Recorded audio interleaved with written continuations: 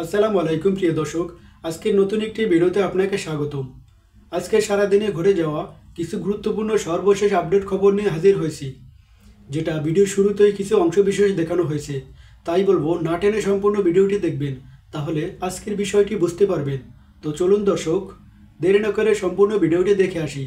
তার আগে আপনাদের কাছে ছোট্ট একটি অনুরোধ, আপনি যদি প্রতি মুহূর্তের আপডেট খবর দেখতে পছন্দ করেন তাহলে আমাদের চ্যানেলটি সাবস্ক্রাইব করে পাশে থাকা বেল বাটনটি অন করে দিবেন, তাহলে প্রতি মুহূর্তের আপডেটের নোটিফিকেশন আপনার কাছে পৌঁছে যাবে। তো চলুন দর্শক, ভিডিওতে একটা লাইক দিয়ে সম্পূর্ণ ভিডিওটি দেখে আসি।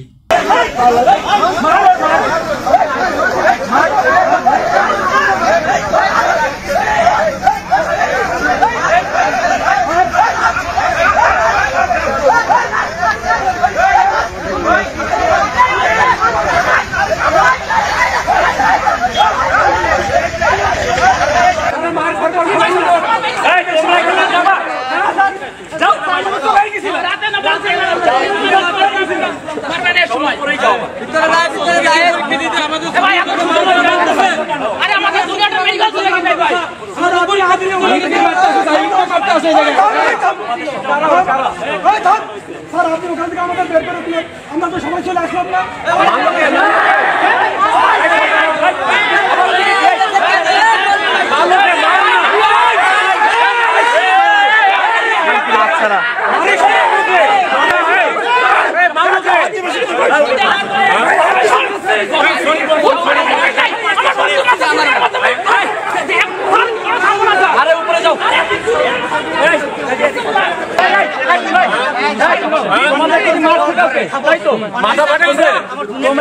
মারা থাকে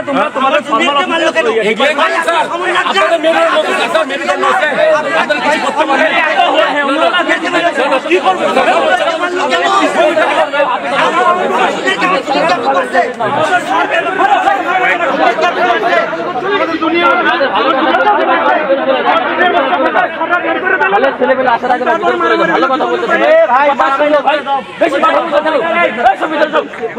কথা বললে বুঝে না এরা। না স্যার, আমরা তো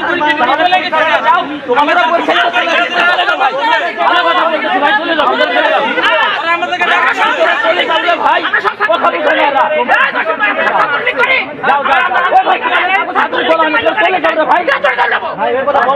মারামারি করবে এখানে, কথা বললে শুনে না।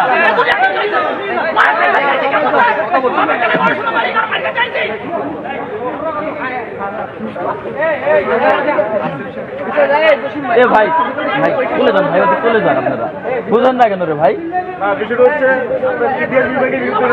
আমরা ইতিহাস বিভাগের বিরুদ্ধে না রে ভাই, ভাই বিভাগের বিরুদ্ধে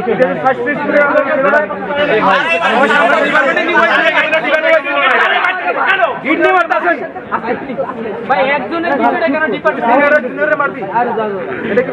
শোন ভাই, আমি নিজের মনে করি যে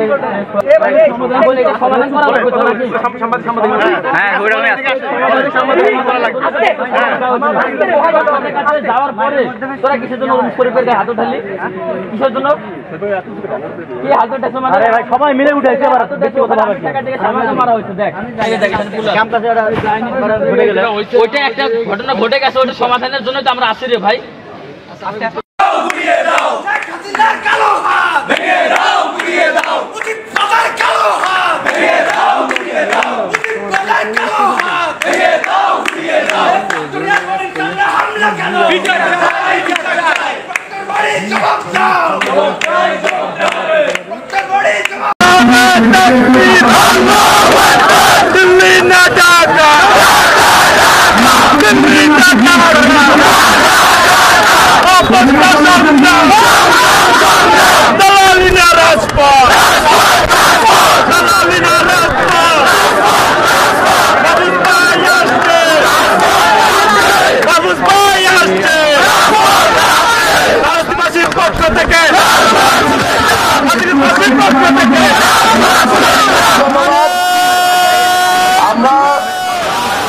জুলাই গণ অভ্যুত্থানে ছাত্র জনতার 2000 ঊর্ধ্ব ছাত্র জনতার শাহাদাতের ভিত্তিতে আমরা সরকার গঠন করেছি এবং সরকারে আমরা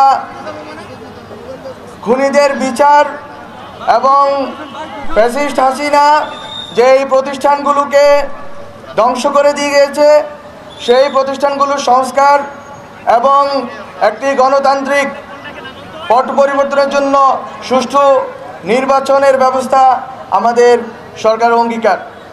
আমরা মনে করি বাংলাদেশের জনগণ গত 16 বছরের কাছাকাছি সময় হাসিনার দীর্ঘ স্বৈরাচারী এবং ফ্যাসিস্ট আমলে নিপীড়িত হয়েছে, বাচ্চাদেরকে গুম করা হয়েছে, মা বোনদের ধর্ষণ করা হয়েছে, ছাত্র জনতাকে খুন করা হয়েছে, অনেক শত শত লোককে হাজার হাজার লোককে পঙ্গু করে ফেলা হয়েছে।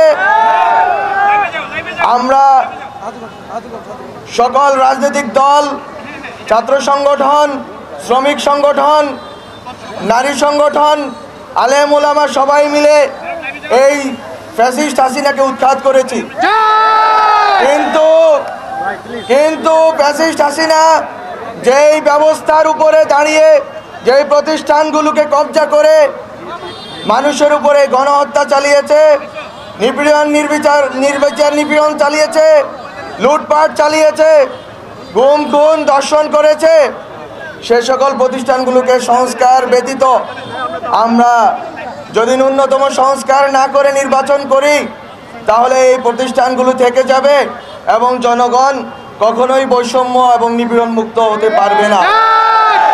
সুতরাং সংস্কার কমিশনের রিপোর্টের ভিত্তিতে খুব শীঘ্রই রাজনৈতিক দলগুলোর সাথে সকল অংশীজনদের সাথে আলোচনার ভিত্তিতে ন্যূনতম সংস্কার করে গণতান্ত্রিকভাবে ক্ষমতার পট পরিবর্তনের জন্য নির্বাচন ব্যবস্থা করা হবে। আমার সোনার বাংলায়, আমার সোনার বাংলায় বৈষম্যটাই নাই। আমি শুনতে পেয়েছি হাজীগঞ্জে 4 জন শাহাদাত বরণ করেছেন, তাদের স্মৃতির প্রতি শ্রদ্ধা জানাই এবং যারা আহত আছেন তাদের প্রতি আমি শুভকামনা জানাই যে তারা সুস্থ হবেন এবং তারা আমাদের এই লড়াইয়ে থাকবেন। আমাদের লড়াইটা মূলত বাংলাদেশে গত 53 বছরে আমাদের লড়াই একটি স্থিতিশীল গণতান্ত্রিক বাংলাদেশ প্রতিষ্ঠার লড়াই, একটি ফ্যাসিবাদ মুক্ত বাংলাদেশ প্রতিষ্ঠার লড়াই। যদি আওয়ামী লীগ আবার ফিরত আসে তাহলে আবারও ফ্যাসিবাদ ফিরত আসবে। আপনারা জানেন 1975 সালের এই দিনে 25শে জানুয়ারিতে শেখ মুজিবুর রহমান সাহেব বাকশাল প্রতিষ্ঠা করে বাংলাদেশের সকল গণতান্ত্রিক অভিযাত্রাকে নস্যাৎ করার অপচেষ্টা করেছিলেন এবং সেই বাকশাল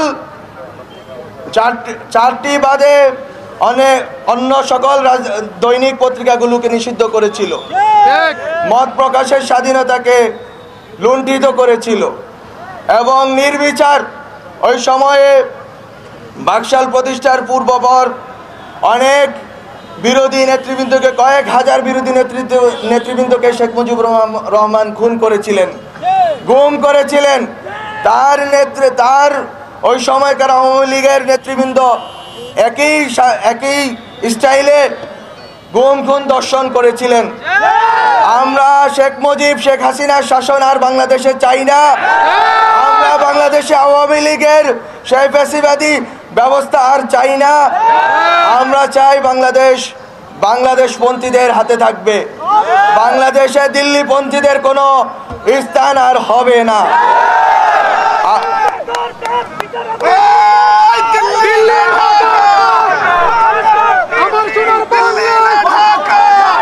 আমার সোনার বাংলায় দিল্লি না ঢাকা, দিল্লি না ঢাকা।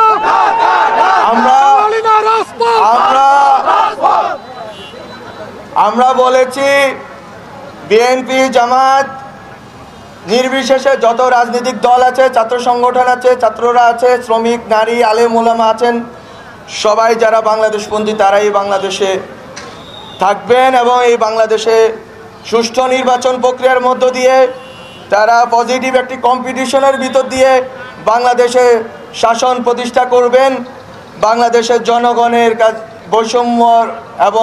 বৈষম্য বিরোধী এবং ইনসাফমূলক একটি শাসন ব্যবস্থা কায়েম করবেন। সেটা যারা বাংলাদেশপন্থী তাদের মধ্যকার নির্বাচন হবে। বাংলাদেশ বিরোধী আওয়ামী লীগ ফ্যাসিবাদীদের কোনোভাবেই নির্বাচনে অংশগ্রহণ করতে দেওয়া হবে না। আমাদের সরকারের যে অগ্রাধিকার আছে, সরকারের অগ্রাধিকার রয়েছে খুনিদের বিচার করা, গুম খুনের দর্শনের বিচার করা এবং সংস্কার করা, এবং অবশ্যই সকল বাংলাদেশপন্থী রাজনৈতিক দলগুলোর অংশগ্রহণে একটি সুষ্ঠু নির্বাচন উপহার দেওয়া বাংলাদেশকে। গত 16 বছরে যেটা সম্ভব হয়নি। আমি আজিগঞ্জবাসীকে আবারও ধন্যবাদ জানিয়ে সরকারের সাথে এবং বাংলাদেশের জনগণের এই দীর্ঘ লড়াইয়ের সাথে ঐক্যবদ্ধভাবে অবস্থান নেওয়ার এবং যখন ডাক পড়বে আবারও রাজপথে নেমে আসার জন্য আহ্বান জানিয়ে সবাইকে ধন্যবাদ জানিয়ে শেষ করছি। আসসালামু আলাইকুম।